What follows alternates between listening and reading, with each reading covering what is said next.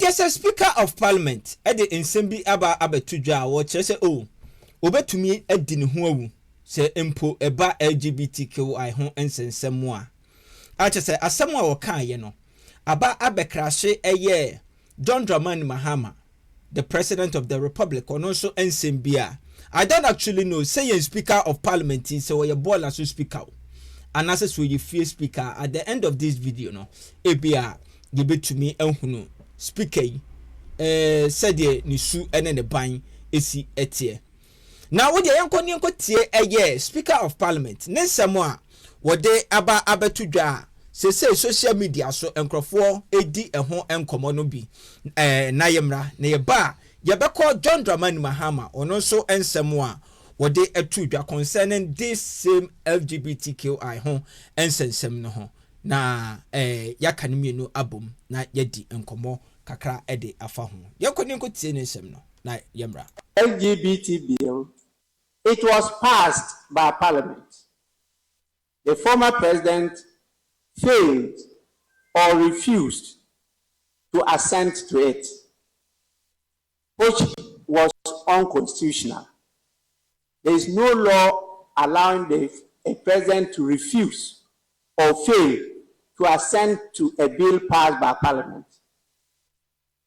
Parliament is the authority on passing laws, not any other person, not president. So he was wrong. And all of you together punished him for that. I am going to write and send it to the new Attorney General and Minister for Justice for his comments for us to resend it to the new president for his assent. So it's not going to take long time. It will be passed this year. This year, we'll pass it. It is anti-God. Yes. I'm very, look, that thing, nobody should joke with me when it comes to that area. I can lose my life because of that. It's better not to live than to live in that society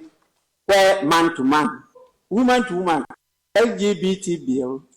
it was passed by Parliament. The former president failed or refused to assent to it, which was unconstitutional. Eti se wotie eye ensemo a eye Speaker Bagbin etumi eko Cote d'Ivoire okokaye on the 21st of January 2025 yimu utimi se papai se wonim de woye na yenyina yedi adanse se LGBTQI honsensem Ghana for hwe ni mu pa se bill ya parliament ede esan ye no was a president bi etumi esanya ne ye hwe ne na doda nkwa akufu anim akufu ado nanim nanso papa yi odi awreho akoda baby achese sabre no yetu na de so na eno na sabre no eye John Dramani Mahama nso ensanyina kire ne so na sede eye speaker ekaye no na Ghana fo ye nyina yenim no eye ade se ebra Parliament House etumi pass that law no say LGBTQI emeye ade ye criminal act na chese obi a participate ana yebehu say onam sa kwan no so ne betumi atwe waso no eye ade say enkrofo bi activist fo bi eba ebetietie mu ema ade no ekoduru court na eno na ama de money Bagbin speaker na asem a woka no ama ma adwene mu aye me se na papa bibi kakra ha na ana said because in his statement no and someone would qualify emma na adedanko akufuado ne ho abeye hi no say he failed and abiem so he refused se ka se obi efeli ana se he refused kire se bill no akoto nanim na mom no wa sheda se wono nso se wo ye biawo ana ne ho nipa bi ye bia wonimo enti wo se on sign na mra no akotia ono ana ne ho nipa bi sa na yeti refused ase ana se that failed no in this contest na senior ye kan ye no Menomianu nyina enso eye adansefoɔ sɛ ade ekodi court. Enti said the speaker eken no. Wɔkyerɛ sɛ parliament pass na activist foɔ bi anase nipakuo bi etiamu de asɛm no ekɔ court mpokura na. Enam sɛ parliament pass nti eni kwan si etie court nsɛm a omo nso ebeba bɛka na mom parliament no ɔhyɛmra na wɔhyɛmra obia entumi emfa bibi enkantankoro so ema no mesi ade no kwan ana sɛ de yehunu no ɛwɔ ɔman Ghana mu no because sɛ de mimi cheche mu no saa na Dramani Mahama ɔno nso ɛka na asɛm ɛma ɛte aseɛ ɛbra ɛyɛ clergyfoɔ bi ɛkɔɔ no honom concerning this same LGBTQI ɛho ensensem no yankɔ na wode yanko tie Dramani Mahama wɔno nso ne nsɛm a ɔde atu dwa concerning this same issue no na yewia a omumienu nsɛm no yɛbɛka bom na yɛbusa yɛn ho nsɛm kakra ɛde afiri mu. And so the invading of government offices, going to take over government offices and things must stop. Ministers are being appointed. Once they take office, all this is going to unfold in an orderly manner. And so I once again reiterate my call to all the people who are doing that to stop. With regards to the proper human sexuality, and it's quite a long name, proper family values bill. If you remember, there was a court case that injuncted the speaker from forwarding it to the president, and also restrained the president from receiving the bill. Eventually that case was disposed of in December, I think on the 18th or so. Yeah, so it meant that the injunction had been cleared. But as far as I know, the bill did not get to the president for assent. And so the convention is that all bills that are not assented to before the expiration of the life of Parliament expire. And so that bill effectively is dead, it has expired. I don't know what the promoters of the bill intend to do, but I do think that we should have a conversation on it again so that all of us, if we decide to move that bill forward, move it forward with a consensus. And probably it shouldn't be a private member's bill, it probably should be a government bill with governments behind it after consultation with all the stakeholders to see how we're able to move this forward. But it leads us back to the discussion we had that if we're teaching our values in school, we won't need to pass a bill to enforce, our family values. Okay, enunti kakana yete ye no. Yentwa de wo animu ha no enguni enko yenim ewo ensam a eye yem president Dramani Mahama ede etu edwa no. According to Dramani Mahama, or kyerɛ sɛ as far as he knows, eye ade se bill no a parliament pass ye na enam sɛ court injunction ana edaso ninti no. Anya de se ekopie eye former president Nana Addo Dankwa Akufo-Addo anim. Eti ade a ankopie nanim no eye dai na Bagbin etumi ekoko divu amamu ekoboaboa NDC fo bia no ene Ghana fo bia no ka kire wo mu se eye ade se letter no anase bill na omu pass ye no ekoduru eye Akufo-Addo anim na mum he refused se obe pass mention that entiase eti se said eye Speaker of Parliament Bagbin eken no yanka ne se saa enetie se ebia ade no ekoduru the then president of the republic eye Akufo-Addo anim ena Akufo-Addo eboapa ena wansan a wonu speaker na onimra no onim se eye parliament house ene ye hyemra no edie ben na wono nso oba ebeka kire Ghana fo because the minim kakra ne se emra no kire se wo so obi bokoro no na oka wanu tum na de na nipa no eye no unim se enye na umiemia wano na akire ni nipa no kodi bone na de behunu se Wa what nkyɛn a wo nibɔni ni bi no wo ho nimdeɛ nanso wa inform police and authorities ama wɔn antu anamon bi angesti ɛyɛ nipa bɔnfoɔ na wo kura no yɛtumi ɛbɔ ɔkɔadu ɛkwan bi so. It is Speaker of Parliament ohunu say adeɛ na the president meka ɛyɛ former president Akufo-Addo ɛyɛ yɛ no na etia mmara sɛdeɛ ɔtiko dibu a ɔka yɛ no ɛdɛn ɛna ɔka ɛde fa ho a sɛ watwɛn wankasa na John Dramani ɛba akonwa yi so ana NDC aban ɛba yɛ ɛna saa brede na no ɛhoma atumi asane a otumi eka ensɛm a ɛnte sei no ɛyɛ hyɛm paa ma speaker ya megimidi ye sɛ speaker we say no sɛ or say hwɛ ni ye. And in my opinion no mun so no speaker kora na ɔse yɛtumi on my man na tu so aba sɛ Ghana fo betumi ate saa asɛm we asia because yɛntumi nkɔfa speaker ɔyɛ pasia ɛkɔba saa no na sɛ bia aban a wɔte soɔ no sɛ o pebiribi anasa opesu oye biribi na se ebia other side no yanka ne se the opponent party no womu empese aban no ebeye saade na speaker no enam se ota sankrofo de chinti obetumi ama wo madwene because ono onimra ne pa ye onimra ne ye enu ti menko amadwene mu de si ebekọ akọfa speaker se bi won kana no ntum na sabi wo ommanim de ni nyansa enna edit se Bagbin ene ne nkrofo ababe tra Ghana Parliament House na omu agu Ghana animu asise ne de I will suggest say Ghana for two speakers for speakers no two omu so aba said ye to president any MP for so aba no na numum ne beboa e basa de a ye benya neutral and someone or ye fair obetumi edi your friend say on mine hodo edi ne dwuma because there Bagbin ekoye no menhye da enhunu nyansa ewom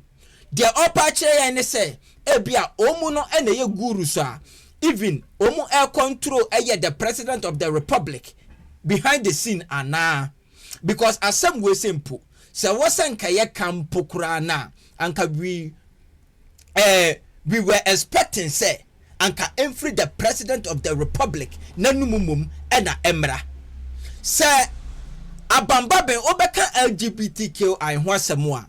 de anka betumi aka ne say oh this time around ye be ye de betumi bia bill no eye dani a ye be pass na anka asem de na asem ko Akufo-Addo a wokotwetwe ni wura mu no eno ne kire say wo hate bi e de ma MPP na wo ye so pasia wonye wo bia wo qualify say ye de wo eye speaker of parliament because ye nya to abawie say ye ni MPP ene ye wo NDC enti say speaker of parliament no say wo kwota one party achia say bi no amanyansa na di eye dani a obenya little soft eye sport kakra e de ama NDC for there because emu na wo free ye nanso no e wo say wutumi ehwe wo akwan yi ene wo nkasa ye I just say as someone speaker kan ye no ade a to me no any baby a me gina me hwema ade no me gimidi ye say nyansa bi a nadi e wo speaker of parliament ne fam because say do sika no enye sa na so woka no fine say wutumi ka say wuntumi ntra society a etesa mu but still na no tim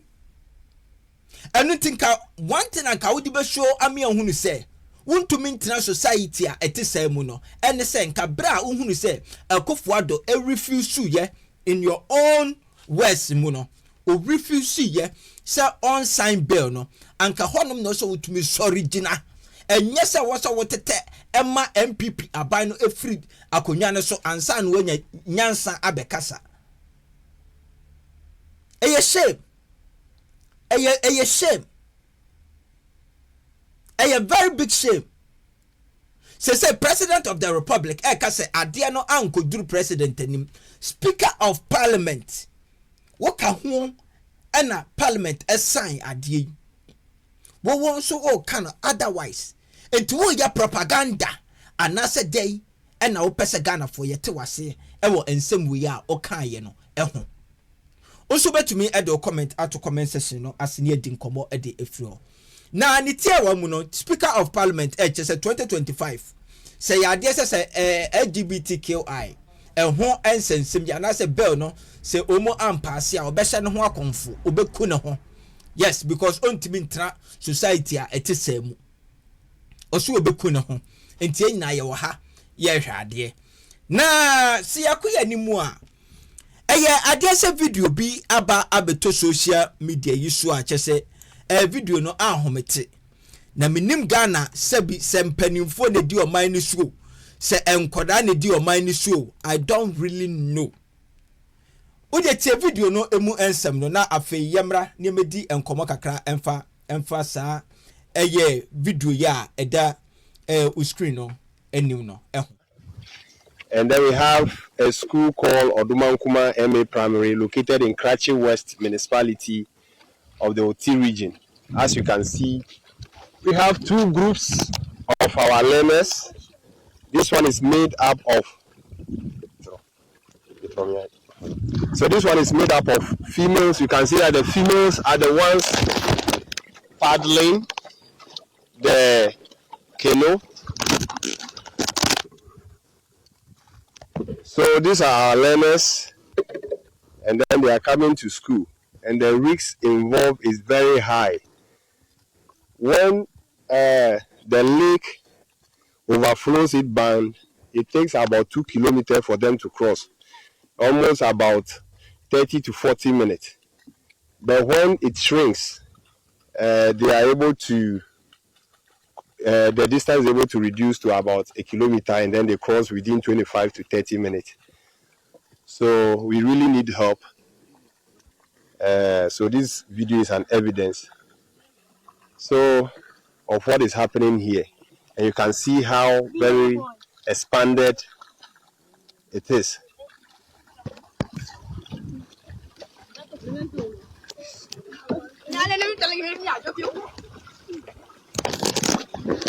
And my ladies are doing very well. But the challenge is that anytime the canoes are not available to them to use, some of them don't come to school because they don't have any means of crossing. So any help in this regard will save these young ones. We may have future presidents, MPs, people of value to the nation. If no help comes, these destinies will be wasted. But I think any help that will come to assist these young ones will help them to be able to achieve their future plans. So this is yes, yensempa.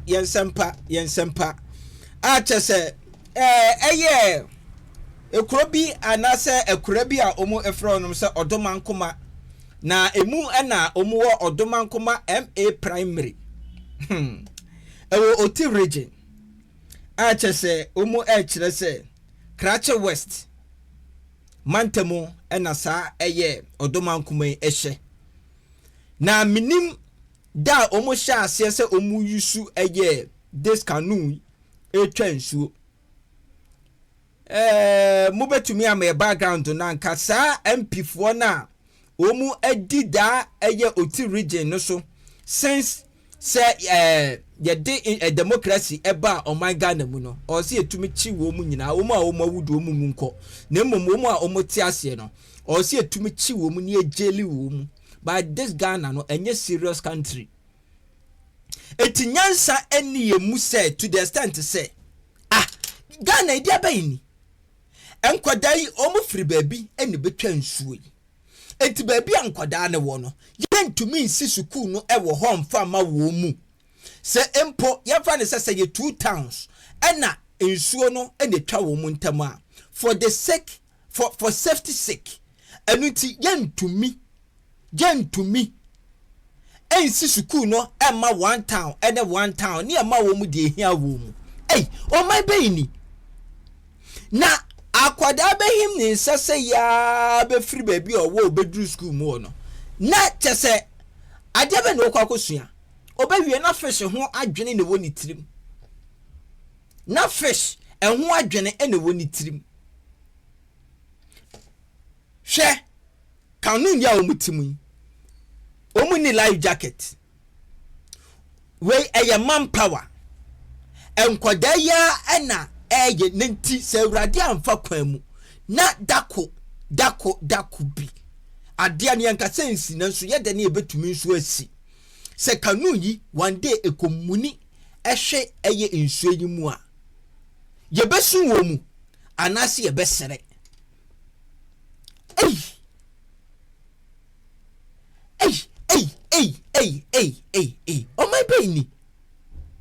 oh my baby now what is the wait the men fa so bo mo aban o me dey bo MPs no me dey bo MPs omu ewo honom no because bi kura aban no wonim na so MP ne de wono wo kuronim wonim de ekọ eti adentina MP etume yanhwe ha na wachi o man ni sika na sabi onwene enipa ho to the extent say enkwadan ketenkete ye hwe wo mu twa eye nsutade kakrakai oh my way pa nye serious o o man nye serious o o man nye serious asam we say no eye asam anu kra nyame anim ne said me no wo ka no eye areho na tan na bufu na abofu no na say yetumi de ensasi embo say ye oman eye 21st century mu say ye oman bi ohonom na ye fra ne Ghana de a na sa oman nim ye hunu sa enkurasesem wei ani se hunu wei a ekoso na ye ne ye gitum say eye oman a eseye nada eseyena de eyame yane se